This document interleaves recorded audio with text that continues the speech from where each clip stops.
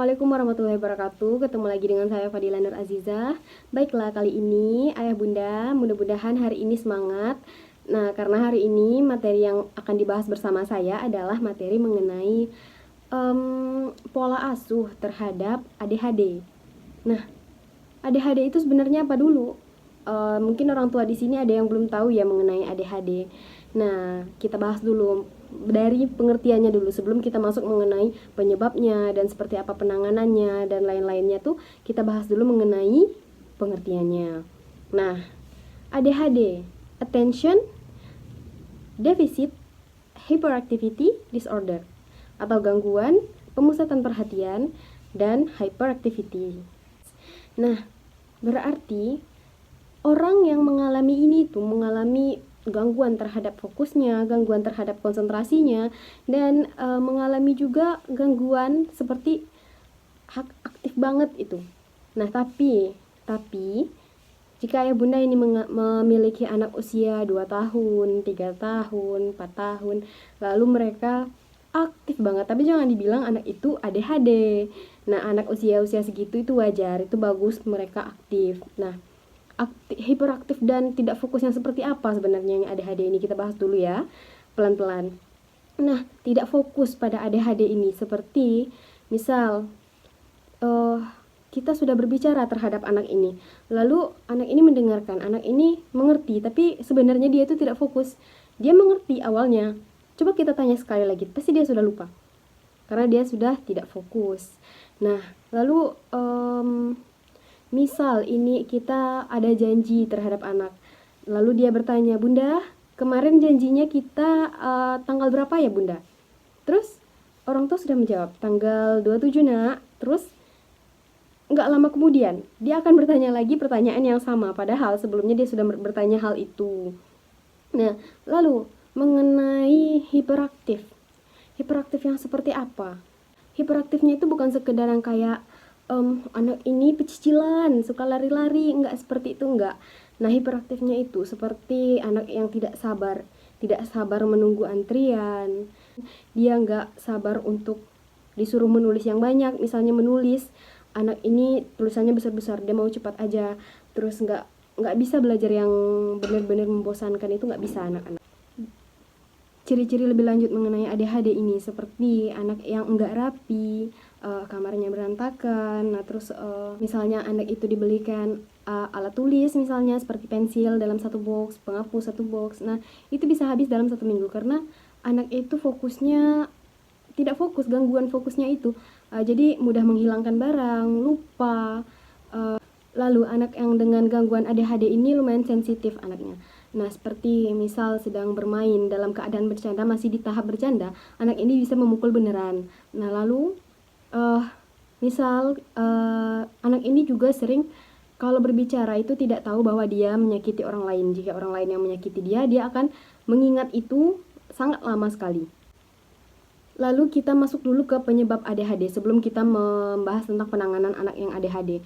Nah, penyebab anak yang ADHD ini sebenarnya belum diketahui penyebab pastinya apa. Namun sering ditemukan kasus itu bahwa orang tuanya itu ayahnya perokok, pecandu alkohol, atau orang tua yang temperamental, itu bisa menyebabkan anak gangguan ADHD. Namun itu bukan penyebab pasti, melainkan hanya banyak kasus yang ditemukan bahwa anak yang mengidap ADHD ini berasal dari yang seperti itu. Nah, lalu selain mengenai hal-hal yang seperti itu juga bisa dari faktor makanan, seperti anak yang terlalu sering mengonsumsi micin atau minuman yang manis-manis, itu bisa menyebabkan ADHD pada anak. Jadi di penyebab ADHD ini ada faktor genetik, gangguan makanan seperti pola asuh tersebut, lalu temperamental orang tua. Nah, yang seperti itu bisa dijadikan menjadi penyebab ADHD. Bagaimana melakukan pencegahan atau penanganan terhadap anak yang mengidap ADHD? Nah, seperti yang kita bahas tadi mengenai ADHD itu kan anaknya sensitif, pemarah.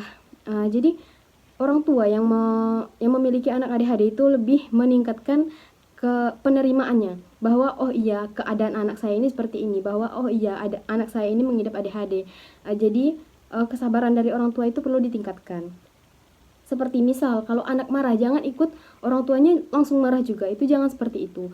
Nah, lalu anak itu memukul, jangan orang tua langsung memukul anak juga, itu lebih sabar terlebih dahulu, karena anak tersebut terkadang dia tidak sadar saat melakukan hal yang seperti itu. Anak yang mengidap ADHD ini tidak sadar saat melakukan hal seperti itu, tidak sadar menyakiti hati orang tuanya. Jadi setelah hal yang dia perbuat, dia bisa lupa begitu saja, padahal orang masih sakit hati terhadap perilakunya, namun dia sudah lupa begitu saja. Seperti dia setelah itu dia masih bisa memeluk orang tuanya, masih bisa tertawa, padahal sebelumnya dia sudah melakukan hal yang seperti itu. Nah, jadi orang tua perlu mengetahui keadaan anak tersebut. ADHD ini ada beberapa tingkatannya, dari ringan, sedang, hingga tinggi. Jadi yang di tingkatan ringan ini hanya memerlukan seperti psikoterapi kalau dari penanganannya. Nah, jadi yang memerlukan obat pada anak penderita ADHD ini jika sudah menderita di bagian sedang hingga tinggi, itu perlu minum obat. Nah, setelah minum obat baru terus juga dilakukan psikoterapi. Nah, lalu apakah ADHD ini bisa hilang dengan sendirinya? Nah, sebenarnya ADHD ini kasusnya 50-50. 50% di saat remaja bisa hilang, namun 50% lagi bisa saja bertahan hingga dewasa sikap ADHD ini. ADHD ini bukan sesuatu yang berat, namun juga tidak bisa hilang, sulit untuk hilang. Seperti 50% tadi, 50% bisa hilang saat remaja, namun 50% lagi itu nggak bisa hilang hingga dewasa. Nah, bagaimana harusnya pola asuh orang tua terhadap anak yang menderita ADHD ini? Nah, sebenarnya kan pola asuh itu ada yang seperti protektif, atau sangat memberikan kebebasan, atau pola asuh yang demokratis. Nah, sebenarnya kita bisa mengambil demokratis, tapi demokratis yang dimodifikasi. Mengapa? Karena kalau demokratis saja itu tidak terlalu mempan terhadap anak yang ADHD.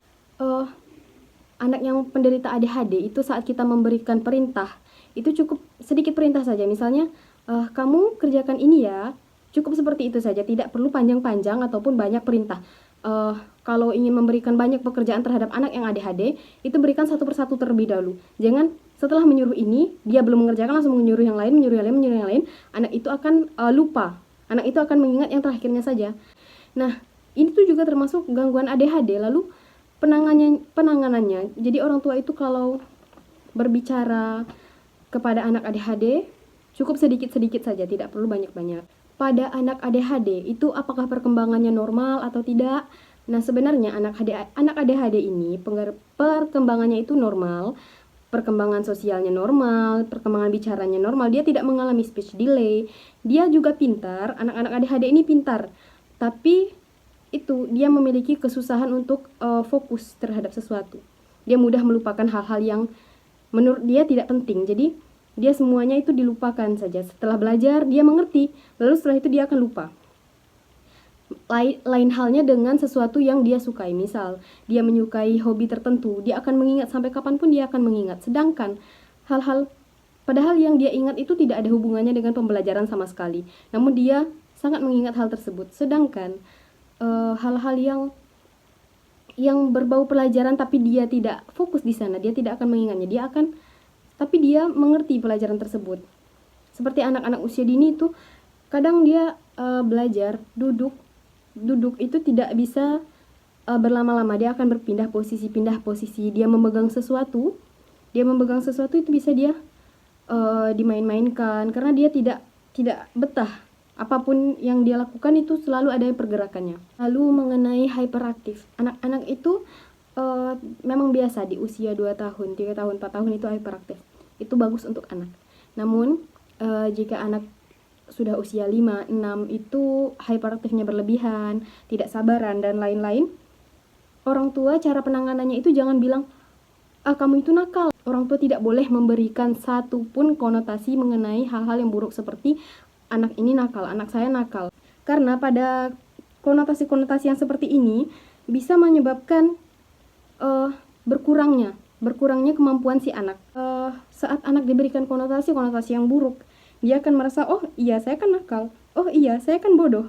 Nanti dia akan bersikap mengarah kepada gangguan-gangguan lain, seperti gangguan kontak disorder, seperti gangguan perilaku.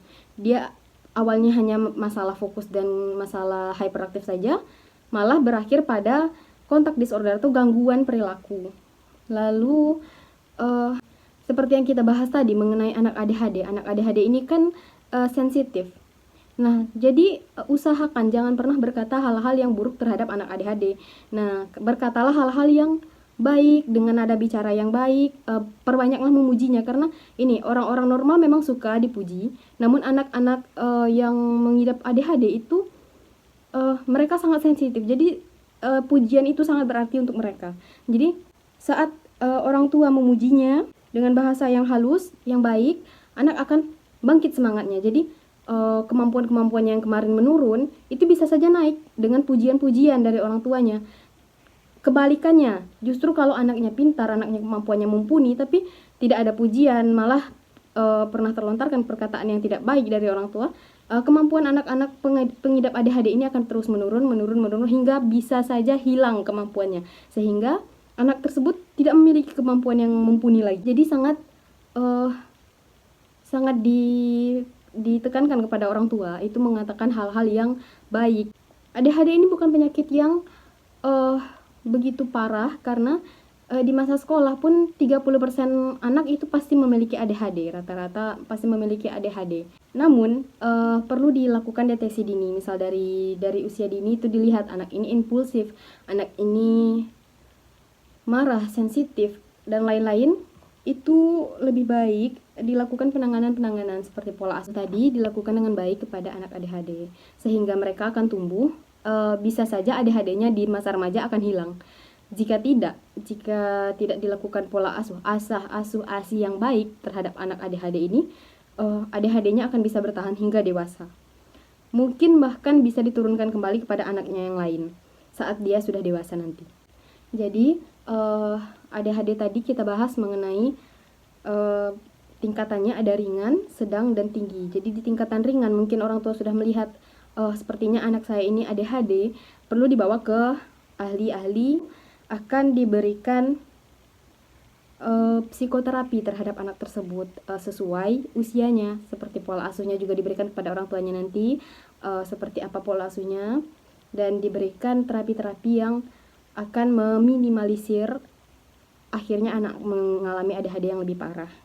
Lalu di tingkatan sedang hingga di tingkatan tinggi itu memang perlu minum obat. Jadi anak-anak yang mengidap ADHD mungkin sudah parah itu harus dibawa kepada psikologi. Jadi agar anak dapat mendapatkan resep obat, agar dia dapat meminum obat di tingkatan tersebut. Nah, biasanya sampai minum obat ini tidak sampai dewasa, hanya sampai akhil balik saja. Jadi sampai akhil balik itu akan pelan-pelan diturunkan dosisnya. Karena pada orang dewasa itu nanti obatnya justru efeknya berbeda. Saat sudah dewasa malah keseringan minum obat yang tersebut akan menyebabkan berdebar-debar, kejang, dan lain-lain. Jadi di akhir balik itu biasanya sudah diberhentikan obatnya. Jadi kita masuk pada kesimpulan. Sebenarnya penyakit ADHD ini kan memang tidak berat, namun orang tua jauh lebih ditekankan untuk mendeteksi dini, melihat ciri-cirinya. Lalu orang tua berusaha untuk meningkatkan penerimaan dirinya terhadap anak ini.